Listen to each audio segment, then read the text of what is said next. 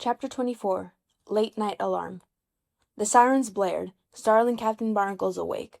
His eyes snapped open, and before he knew what he was doing, already put on his boots and left the door. Training and manning a ship before, protocols had been ingrained in him so much that it had basically become second nature. And as his body moved, his mind came catching up to it. The octo alert was only supposed to go on if there was a looming threat coming towards the octopod. His eyes narrowed, adrenaline spiking, and he made a grab for his octo compass. His paw hit fabric, and he looked down to find that he was still in his coolant pajamas. He muttered under his breath.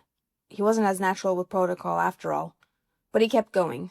Hopefully, all the Octonauts would remember their training and head to the HQ. This could potentially be dangerous, so they all had to keep their wits about them. Including himself, apparently. He's still a bit ticked at that. Captain Barnacles arrived at the HQ, and everyone else was not far behind. Shellington stood at attention. Tweak looked a bit like she was ready for anything. Quasi yawned and rubbed his good eye. "Captain," Inkling greeted him solemnly. The professor was the first one to come into the room. "Do you know what's going on?" Captain Barnacles asked. He looked out the windows. They were pitch black. "No, I'm not sure." "Dashi, run diagnostics on the alarm system and the security cameras." When no one answered, Captain Barnacles turned towards the crowd. "Dashi?" "She's not here, Cap," Tweak said. They all looked around. It was true. Captain Barnacles' lips pressed into a thin line. "All right, Tweak, run the diagnostics. We need to know what's happening, especially if something had happened to Dashi." Tweak jumped right into it without hesitation. After a couple press of the buttons, the computer screens whirred with charts and schematics. Captain Barnacles could read it somewhat, but it took concentration. The screens kept whirring quickly with the information, but Tweak's eyes followed it easily. "There's a storm coming this way," Tweak finally spoke. She frowned. "But it's not something that the octopod can't handle." "So we're not in danger?" Peso kept ringing his flippers, but there was thin hope in his voice. "No, we should be fine." Tweak turned towards them. "The weather sensors must be too sensitive. I'll recalibrate it to set off alarms when the storms are truly dangerous." "False alarm, everyone," Captain Barnacles announced. "Everyone can go back to bed." "What about Dashi?" Shellington asked. "We still don't know where she is." "Don't worry, I'm going to go look for her," Captain Barnacles replied. "But you can all go to sleep." He didn't want to impede on their time of rest. "I'd like to come, though, if that's all right," Inkling said. "Yeah," Tweak chimed in. "One of our own is missing. That's cause for concern." The Vegemals all nodded, and everyone seemed to be in agreement. Although the situation was grave, a smile perked on the captain's lips. "All right, we can all go," he said. "We'll split up into groups. Shellington and the Vegemals, check the launch bay and Dashi's room. Professor Inkling and Quasi, check the area between the library and the game pod. Tweak, Peso, and I will check the area from the garden pod to the medical bay. Let everyone know if you find her. If she's not in the octopod, we'll regroup and search for her outside." Shellington was learning Vegemalese, so he would be able to translate a bit if necessary. And while Quasi and Peso were on good terms, Captain Barnacles didn't want to accidentally cause any drama by flinging them together. Everyone nodded and started sprinting away, except for Peso and Tweak, who were on the Polar Bears team. The medic looked out past the window into the blackness. "I hope she's not out there," he muttered. The captain wholeheartedly agreed. Line break. Dashi felt like she was floating. Her eyes were shut.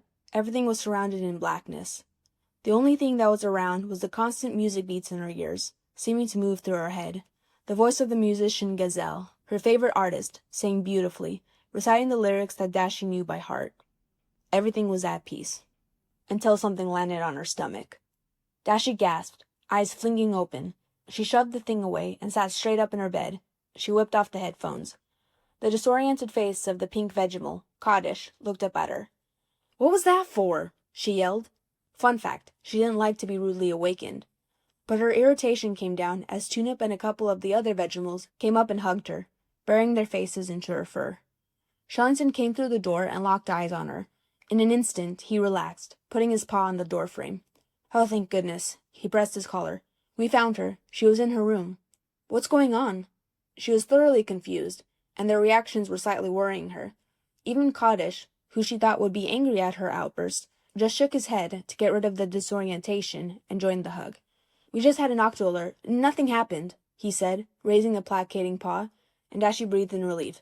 "It's just that you hadn't come, so we were worried about you."